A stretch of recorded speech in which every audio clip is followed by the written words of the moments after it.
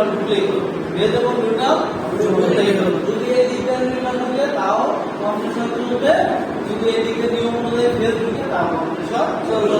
But আমরা অবশ্যই খেয়াল রাখবো, যখন আমরা একটা সার্কিট বা কম্প্রেসর চালাবো তখন একটা টেস্টার নিয়ে আমরা এই সকেটের ভিতরে টেস্টারটা দিয়ে দেখবো কোন পাশে আমাদের ফেজ শো করতেছে। যে পাশে ফেজ শো করতেছে আমরা তো নিয়ম অনুযায়ী অবলম্বন করে যে তারটা যাবে ওটা তো লালই দিব, অবশ্যই লাল দিব। আর যেটা নীলে যাবে ওটা কি করবো, কালো দিব। তাহলে আমরা যে পাশে ফেজ শো করবে আমরা চেষ্টা করবো ওই পাশে যাতে এই লাইনটা ঢুকে, এই চেষ্টা করবো। বাট কোনো সমস্যা নাই, যদি ফেজে নিউট্রাল যায়, নিউট্রালে ফেজ যায় বা কম্প্রেসর চলে, তাহলে কি এইভাবে কম্প্রেসর চালানো যাবে না? তাহলে আমরা আজকে কি করবো, প্র্যাকটিক্যাল যখন যাবো তখন একটা কম্প্রেসর আমরা সবাই রান করে দেখবো যে কম্প্রেসর কিভাবে চালাইতে হয়। এখন এইখানে কিছু সতর্কতামূলক কথা আছে বা কিছু সতর্ক অবলম্বন করতে হবে। যেমন দেখো সেটা কি, এই যে রিলে, এই রিলেটা কি করতেছে, কানেক্ট করতেছে আবার ডিসকানেক্ট করে দিচ্ছে। এইটা কানেক্ট মানে কানেক্ট থেকে ডিসকানেক্ট হয়ে আবার কানেক্ট হইতে মিনিমাম 2 থেকে 3 মিনিট সময় লাগে। বুঝতে পারছো কি বলছি? এটা কানেক্ট থেকে ডিসকানেক্ট হয়ে আবার কানেক্ট হইতে 2 থেকে 3 মিনিট সময় লাগে। তাহলে একজন কম্প্রেসরটাকে চালানোর পরে আরেকজন কি করতে পারবে না, এই 3 মিনিটের আগে সেই কম্প্রেসরকে চালু করতে পারবে না। যদি চালু করতে যায় তখন অ্যাম্পিয়ার অনেক বেড়ে যাবে। কেন বেড়ে যাবে? এটা কি করে, সে স্টার্ট করতে পারতেছে, আবার চেষ্টা করতেছে বাট স্টার্ট হচ্ছে না। তার মানে ও জবরদস্তি করতেছে বাট শক্তি খরচ করতেছে কিন্তু চালু করতে পারতেছে না।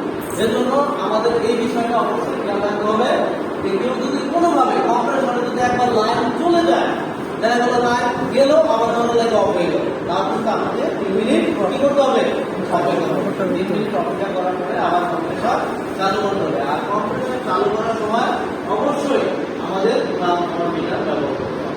লাম্প মিটার ব্যবহার করে যে কোনো এক তারে আমাদের অ্যাম্পিয়ার পরিমাপ করতে হবে। যদি দেখি আমি এখন বললাম যে না একটা কম্প্রেসর নরমাল অবস্থায় 0.4 থেকে 0.8 অ্যাম্পিয়ার নেয়, নতুন কম্প্রেসর 0.4 থেকে 0.8। এখন ধরো একটা কম্প্রেসর যখন অনেক দিন চলবে তখন কি ওর মানে চলতে কি শক্তি বেশি খরচ হবে না, তাহলে অ্যাম্পিয়ারটাও বেশি নিতে পারে। তাহলে সেইখানে ধরলাম আমি 1.2 অ্যাম্পিয়ার নিল সর্বোচ্চ, কিন্তু কোনোভাবে 2 এর উপরে অ্যাম্পিয়ার যাবে না।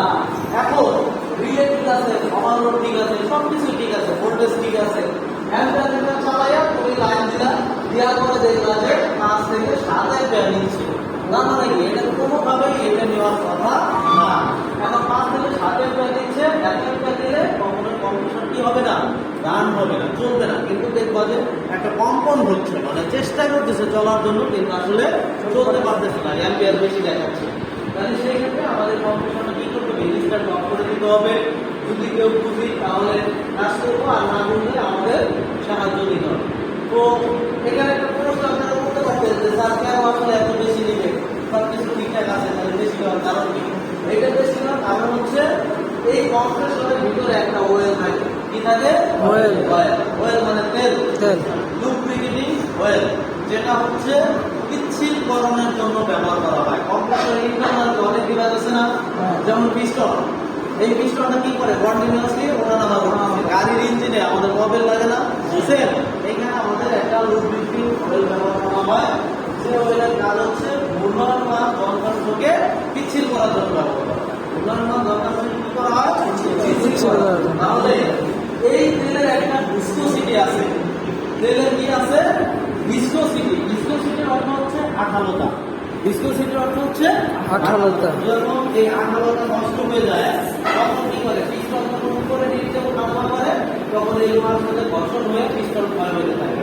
পিস্টন ক্ষয় হইতে হইতে হইতে হইতে লোহার যে গুঁড়াগুলো আছে না, লোহার গুঁড়া, এই গুঁড়া তেলের ভিতরে পড়ে। তেলের ভিতরে পড়ে এটি কি হয়, একটা জমাট বেঁধে যায়।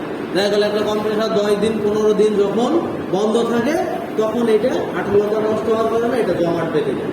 জমাট বেঁধে গেলে তখন আর রোটর কেউ ঘুরতে দেয় না। রোটরকে কি করতে দেয় না, ঘুরতে দেয় না। রোটরকে ঘুরতে না দেওয়ার কারণে তখন এই অ্যাম্পিয়ার বেশি নেয় কিন্তু আসলে এটা চলে না। তাহলে সেই অবস্থায় অবশ্যই আমাদের ওই কম্প্রেসর চালানো থেকে বিরত থাকতে হবে। এটা সমাধান হচ্ছে কম্প্রেসরকে কাটতে হবে, মানে না আগে না কাটি। প্রথম সমাধান হচ্ছে এটাকে কাট করে তেল ফেলায় আবার তেল চার্জ করতে হবে। ঠিক আছে, তেল চার্জ করার পরে যদি এটা ঠিক না হয় তাহলে পরবর্তী সমাধান হচ্ছে এটাকে কেটে তারপরে হাত দিয়ে ধুয়ে তেল চেঞ্জ করে হাত দিয়ে ধুয়ে দুই করে তারপরে এই কাটা অবস্থায় চালাইতে হবে। যদি ঠিক থাকে তখন আবার এটা ঢাকনা লাগাইয়া তখন কি করতে রোলিং করে আবার বন্ধ করতে হবে। বুঝা গেছে? আর আমরা জানলাম যে একটা কম্প্রেসর গতকালকে জানছো যে একটা কম্প্রেসরের কিভাবে টার্মিনাল নির্ণয় করা হয়, কোনটা বন্ধ কোনটা স্টার্ট কোনটা রান।